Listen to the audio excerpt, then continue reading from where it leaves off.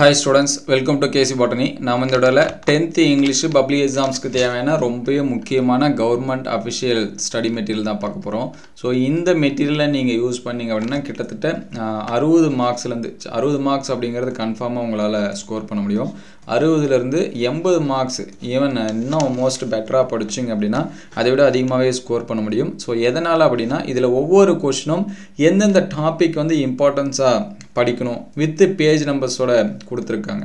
So உதாரணத்துக்கு synonyms and ஆட்டனிம்ஸ் பார்த்திங்க அப்படின்னா ஆல் ப்ரோசஸர் ஒரு கிளாஸரி, அதே மாதிரி ஆல் ப்ரோசஸ் கீவேர்டு ஆப்போசிட்டு, அதேமாதிரி ஃப்ளூரல் ஃபார்மு ப்ரீஃபிக்ஸு சஃபிக்ஸு இதெல்லாமே பார்த்திங்கன்னா இங்கே பேஜ் நம்பர் கொடுத்துருக்காங்க. 35, 176, 101, 105 இந்த மாதிரி ஒவ்வொரு கொஷின்ஸ்க்கும் ஒவ்வொரு பேஜ் நம்பர் கொடுத்துருக்காங்க. அதில் நீங்கள் ஃபஸ்ட்டு ப்ரிஃபரன்ஸாக என்ன பண்ணிக்கலாம், செக் பண்ணி பார்த்துக்கலாம் சரிங்களா. அதே போல் ஒவ்வொரு பார்ட்டுக்கும் ஒவ்வொரு செக்ஷனுக்கும் என்னென்ன படிக்கணும் அப்படின்னு சொல்லி கொடுத்துருக்காங்க. அதேமாதிரி ப்ரோஸோட பேராகிராஃப் நிறைய பேர் எழுதுறது தயங்கிறது இந்த பேராகிராஃப் கொஷின்ஸு. போயமோட பேராகிராஃப் எது படிக்கணும், ஃபஸ்ட்டு 4 அடுத்து 4.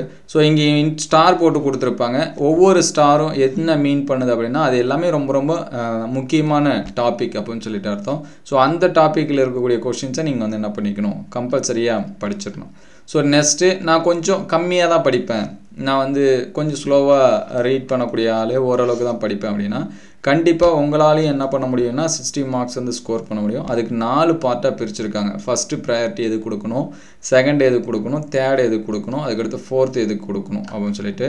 ஸோ ஃபஸ்ட்டு ப்ரையாரிட்டியாக இங்கே கொஷின் நம்பர்ஸ் கொடுத்துருக்காங்க. 25ல் ஃபங்க்ஷன், ரோடு மேப்பு, சப்ளிமெண்ட்ரி இதெல்லாமே கொஷின் நம்பரு, இது அந்த டைட்டில்ஸு, ஜென்ரல் காம்ப்ரிஹென்ஷன், பொய்டிக் டெவிஸு, அதுக்கடுத்து அட்வர்டைஸ்மெண்ட் கொஷின்ஸு இது எல்லாமே. ஸோ இந்த டைப் கொஷின்ஸ் வந்து பார்த்தீங்கன்னா உங்களுக்கு மினிமம் 25 மார்க்ஸ் உங்களால் என்ன பண்ண முடியும், எடுக்க முடியும் சரிங்களா. டோட்டலாக அது 37 மார்க்ஸ் மினிமமாக சரிங்களா. அதேமாதிரி செகண்ட் ப்ரையாரிட்டியாக பார்த்தீங்கன்னா ப்ரோஸு, போயம், பேராகிராஃபு, சப்ளிமெண்ட்ரி இது எல்லாமே படிச்சிங்க அப்படின்னா மினிமம் 20 மார்க்ஸ் வந்து ஸ்கோர் பண்ண முடியும். மேக்ஸிமம் அதுலேருந்து 34 மார்க்ஸு கேட்பாங்க சரிங்களா. அதேமாதிரி தேர்டாக 1 marks prefix, suffix, abbreviation questions இது எல்லாமே கொடுத்துருக்காங்க. அதேமாதிரி மெமரி, போயம் இது எல்லாமே. ஸோ இதில் மினிமம் 11 மார்க்ஸ் ஸ்கோர் பண்ண முடியும், மேக்ஸிமம் 20 கொடுத்துருக்காங்க. ஃபோர்த்து பார்த்தீங்கன்னா ஆண்டனிம்ஸ், சினானிம்ஸ் இதெல்லாமே கொடுத்துருக்காங்க. மினிமம் 4 மார்க்ஸு, மேக்ஸிமம் 9 மார்க்ஸ் கொடுத்துருக்காங்க. ஸோ ஓவராலாக 100 மார்க்ஸுக்கு உங்களால் மினிமம் 60 மார்க்ஸ் வந்து என்ன பண்ண முடியும், ஸ்கோர் பண்ண முடியும். ஸோ இதில் ரொம்ப முக்கியமானது என்ன அப்படின்னு சொல்லி பார்த்தீங்கன்னா ஒவ்வொரு பார்ட்லையும் என்னென்ன கொஷின் இதுக்கு முன்னாடி எக்ஸாம்ஸில் கேட்டிருக்காங்க.